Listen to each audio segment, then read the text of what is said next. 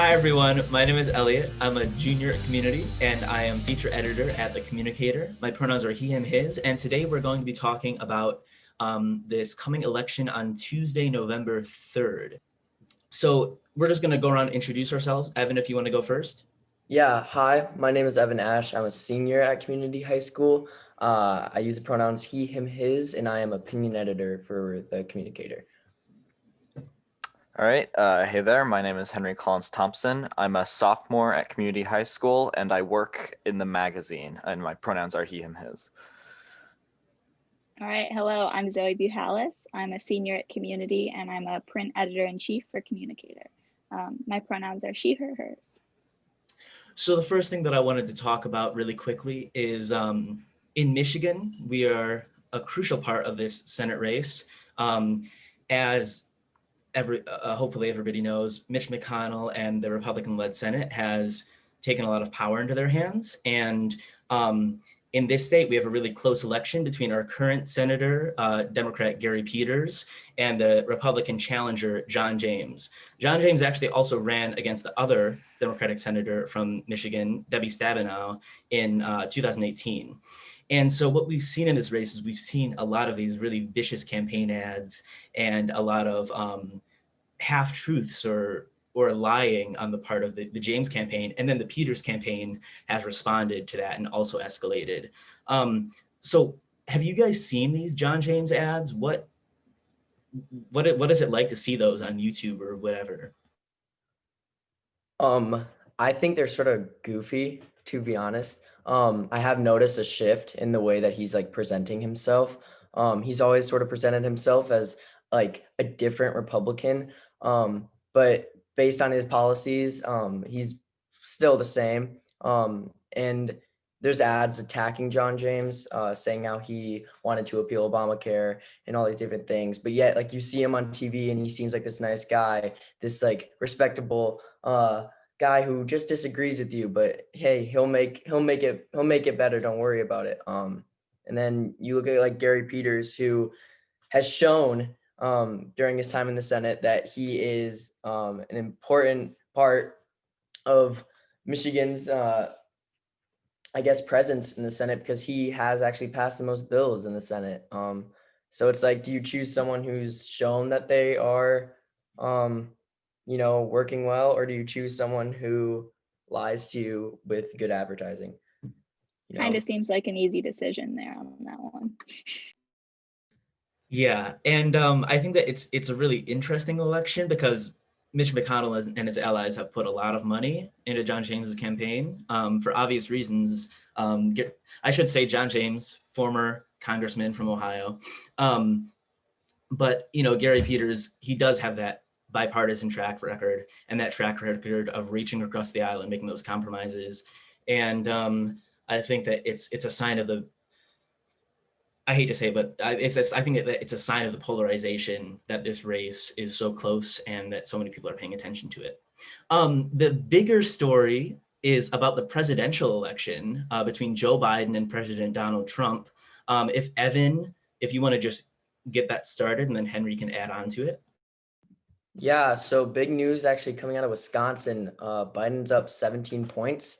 I think that was the number last time I checked, which is crazy. Wisconsin's a battleground state. We're looking at Michigan too, where polls are actually getting closer. Before Biden was up, but I think Trump's slowly coming in and maybe reaching up to Biden right now. Pennsylvania is close. I think what it really comes down to is Pennsylvania and Florida. I think Florida is an easy win for Trump, but Pennsylvania is sort of like it could be decided like either way. But if Biden can win Wisconsin and Michigan, it'll be a lot easier for him to make it there. I think Trump only wins if he wins Pennsylvania, and there's an opportunity for him to do that. But right now it's a shakeup. So yeah, and when we're talking about these results, so Biden is up about 9 points nationally right now, but Hillary Clinton was also in the lead in 2016. So really, we're looking for this lightning to strike twice. If Trump can get some of these key states, like Michigan, like Florida, like Pennsylvania, if he can eke out these wins, then it's going to go towards him. And another thing that might be a big factor in that is whether people in this COVID-19 pandemic can get their mail-in ballots or their absentee ballots and drop them off at their clerk's office. If Henry or Zoe, if you want to jump on that mail-in issue. Well, yeah, for the presidential election mentioned before, some of the more important states with Pennsylvania and Florida, I'd also say are North Carolina and Arizona are also very close and crucial for the Trump campaign to win, but are also tilting towards Biden.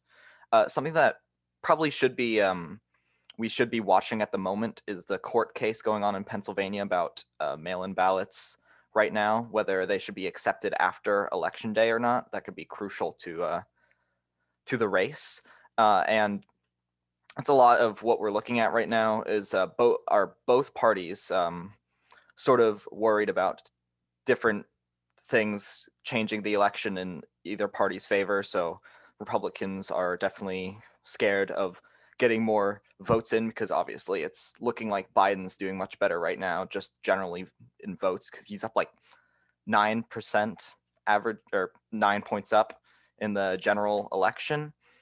And yeah, so definitely be watching the Pennsylvania court case. And Yeah, and with those court cases, actually a great segue into our last topic. So our last topic is going to be the Supreme Court. On Monday, Judge, now Justice, Amy Coney Barrett was confirmed to the Supreme Court, President Trump's nominee to replace Ruth Bader Ginsburg, who is, of course, longtime Supreme Court justice, feminist icon.